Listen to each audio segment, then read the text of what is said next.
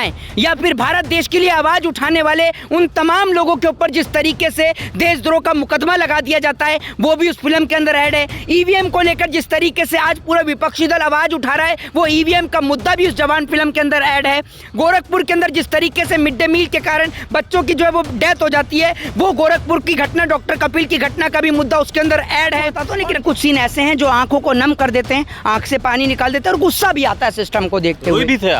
देखिए मैं एक बात आपको बताता हूँ, जो इस मातृभूमि से, इस मिट्टी से प्यार करता है सबकी आंखों में आंसू आ जाएगा। जब एक बेटी खड़ी है और उसके सामने उसके पिता को मारा जा रहा है और पिता बोलता है कि मेरी बेटी खड़ी है, कम से कम उसके सामने तो मेरी इज्जत कर लो, तो वो कहता है कि तुझे शर्म आ रही है और वहीं पे उस किसान की धोती खोल दी जाती है। तो वाकई में ये बहुत एक ऐसा सीन है जो लोगों को इमोशनल कर देता है और जो अपने वतन से, अपनी मिट्टी से, अपने देश के किसान से प्यार करता है उसकी आंखों से आंसू आएंगे। मोदी सरकार क्या कर लेगी?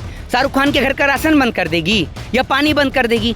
जो व्यक्ति इस देश में हकीकत दिखाए या रियलिटी दिखाए आप उसके साथ क्या कर सकते हैं?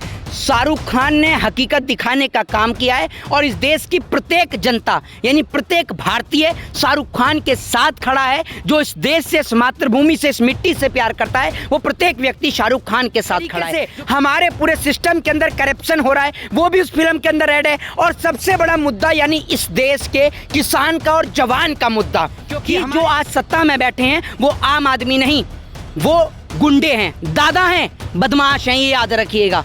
देश के गृह मंत्री कोई एक आम व्यक्ति नहीं है, ये याद रखिएगा। देश के गृह मंत्री क्या हैं वो पूरा देश जानता है। मैं खुलेआम कहता हूं कि अगर इस देश में सरहद पर जवानों की शहादत को रोकना है तो कुछ मत करिए, एक बॉर्डर पर देश के गृह मंत्री के बेटे को खड़ा कर दीजिए, दूसरे बॉर्डर पर मुख्यमंत्रियों के बच्चों को खड़ा कर दीजिए। कहीं किसी सरहद से गोली नहीं चलेगी, ये मैं लिख के दे सकता हूं, क्योंकि भारत को पाकिस्तान के नाम पर डराकर वोट लिया जाता है और पाकिस्तान को भारत के नाम पर डराकर वोट लिया जाता है कि 10281 यानी 10,281 किसानों ने एक साल में आत्महत्या करी है।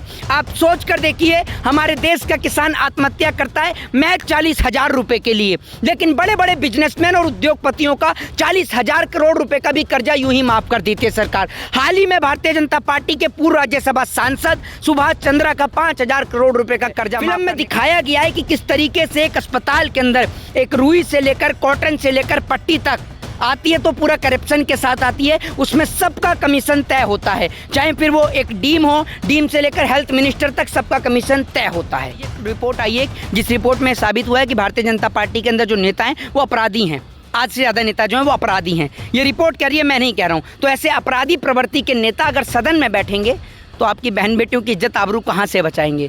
वो तो खुद आपकी बहन बेटियों की इज्जत आबरू लूटने जा रहे हैं, ये सोच लीजिए आप।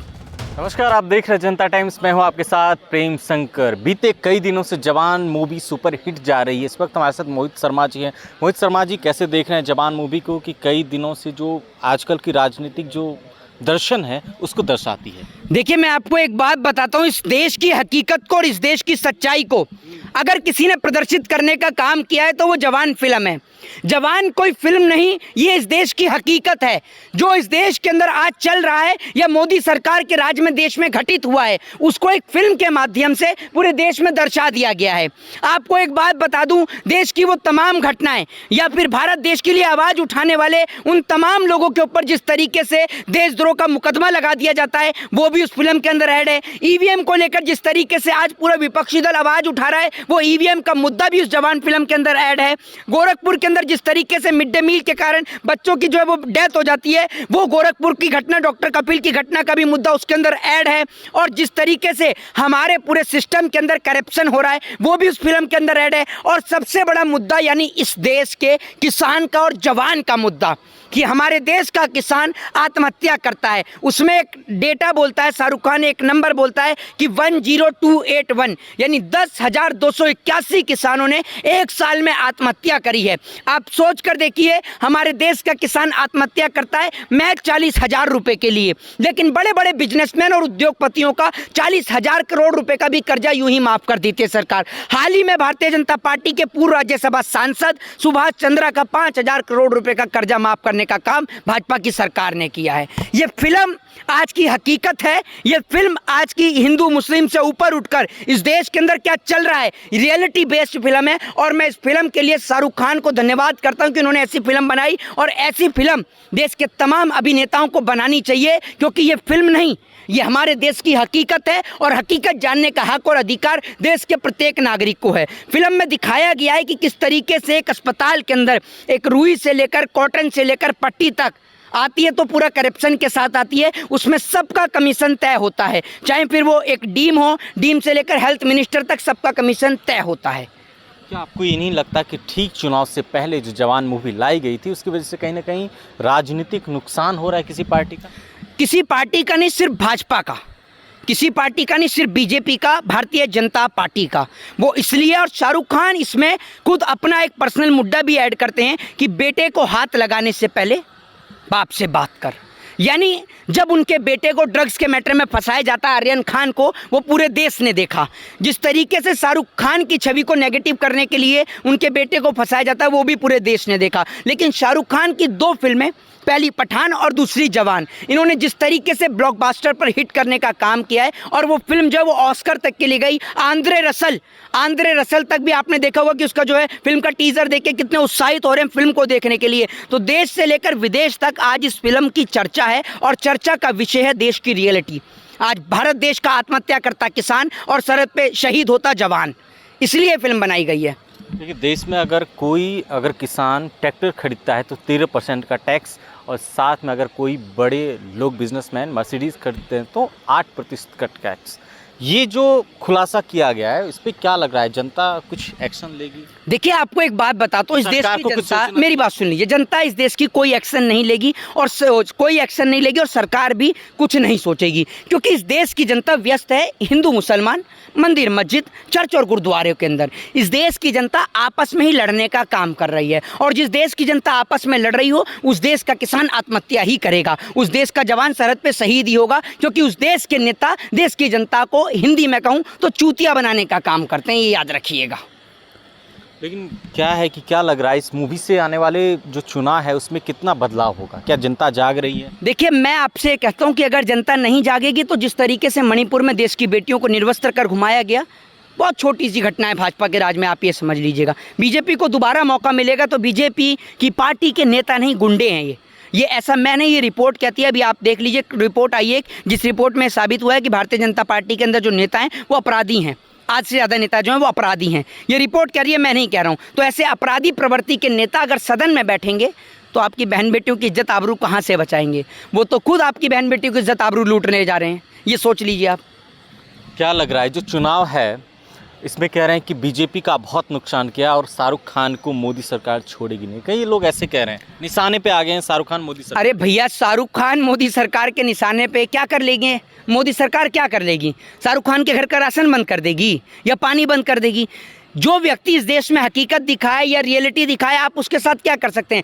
शाहरुख खान ने हकीकत दिखाने का काम किया है और इस देश की प्रत्येक जनता यानी प्रत्येक भारतीय शाहरुख खान के साथ खड़ा है। जो इस देश से, इस मातृभूमि से, इस मिट्टी से प्यार करता है, वो प्रत्येक व्यक्ति शाहरुख खान के साथ खड़ा है, क्योंकि शाहरुख खान ने देश की जनता को जगाने का एक छोटा सा प्रयास किया है। ऐसा नहीं है कि शाहरुख खान के पास पैसे की कमी है, नहीं, शाहरुख खान के पास बहुत पैसा है, बेशुमार पैसा है, सब कुछ है, किसी चीज़ की कमी नहीं है। लेकिन उसके बाद भी उसने अपने देश में रहते हुए जिस मिट्टी में वो रहता है उस मिट्टी का कर्ज अदा किया, और उस मिट्टी का कर्ज इस प्रकार से अदा किया कि अगर वो एक एक्टर है तो फिल्म के जरिए उसने एक फिल्म बनाकर देश को जगाने का प्रयास किया कि जागो मेरे देशवासियों, और जागो और देखो कि आपके देश का किसान आत्महत्या करता है, सरहद पे आपका जवान शहीद होता है, और जो जवान आपके लिए अपना सर्वोच्च न्यौछावर कर देता है, जो किसान दिन रात मेहनत करके धूप में, ठंड में, बरसात में, आंधी में, तूफान में जाकर आपके लिए अनाज पैदा करता है, वही किसान आत्महत्या भी कर रहा है, और वो जवान जो आपकी सुरक्षा करता है वो जवान आज सरहद पर शहीद हो रहा है। मैं खुलेआम कहता हूं कि अगर इस देश में सरहद पर जवानों की शहादत को रोकना है तो कुछ मत करिए, एक बॉर्डर पर देश के गृह मंत्री के बेटे को खड़ा कर दीजिए, दूसरे बॉर्डर पर मुख्यमंत्रियों के बच्चों को खड़ा कर दीजिए, कहीं किसी सरहद से गोली नहीं चलेगी, ये मैं लिख के दे सकता हूं। क्योंकि भारत को पाकिस्तान के नाम पर डराकर वोट लिया जाता है और पाकिस्तान को भारत के नाम पर डराकर वोट लिया जाता है। दोनों मुल्कों की राजनीति हिंदू मुसलमान कह रहा हूं, भारत और पाकिस्तान के नाम पर चल रही है। पाकिस्तान में भारत के नाम पर वोट लिया जाता है और भारत में पाकिस्तान के नाम पर वोट लिया जाता है। बाकी इसके अंदर कोई इन्वॉल्व नहीं है। इस देश के अंदर इस देश के नेता हैं जो देश की मटिया पलित कर रहे हैं, और इनको दोबारा मौका दिया तो देश का बेड़ा गर्क कर देंगे। देखिए, जिस तरीके से जवान मूवी में ईवीएम को कैप्चरिंग करके ईवीएम की लूट को दर्शाया गया है, आप मानते हैं इसमें कुछ हकीकत है वर्तमान से? ये हकीकत क्या है, एक बात आप मुझे बताइए। बहुत सारी जगह पर ईवीएम्स पकड़े गए थे, आपने देखा था। कई जगह पर ईवीएम मशीन ट्रकों में नजर आई थी। ये हकीकत है सर। हमारे देश का सिस्टम करप्ट है। हमारे देश की तमाम संस्थाएं आज बोलने से डरती हैं, क्योंकि जो आज सत्ता में बैठे हैं वो आम आदमी नहीं, वो गुंडे हैं, दादा हैं, बदमाश हैं। ये याद रखिएगा।